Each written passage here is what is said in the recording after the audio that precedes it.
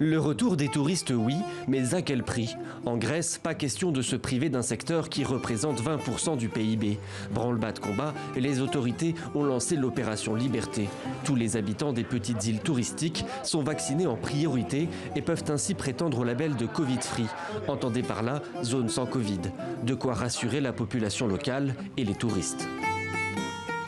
Il y a beaucoup d'appels et beaucoup de réservations depuis qu'il a été annoncé que nous étions une île sans Covid. Il y a beaucoup de mouvements et nous serons prêts pour cet été.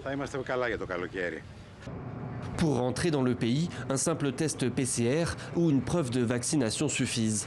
Même ambition en Croatie, mais stratégie différente. Les autorités veulent le retour des touristes, mais en les isolant de la population locale.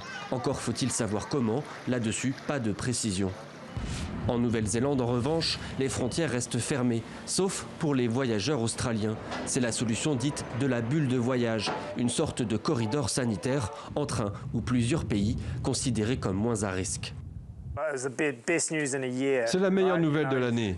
Personne n'aime voir réduire son activité et se préparer à des moments aussi difficiles.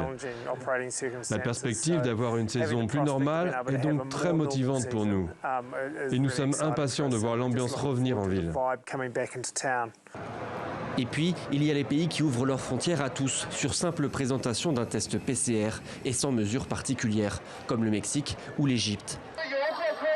En Chine, premier pays touché par le virus, les touristes étrangers sont toujours interdits, mais le gouvernement, qui assure avoir vaincu l'épidémie après des mois de privation très strictes, autorise le tourisme interne sans aucune restriction. Comme ici, sur la muraille de Chine, où le Covid semble être un lointain souvenir.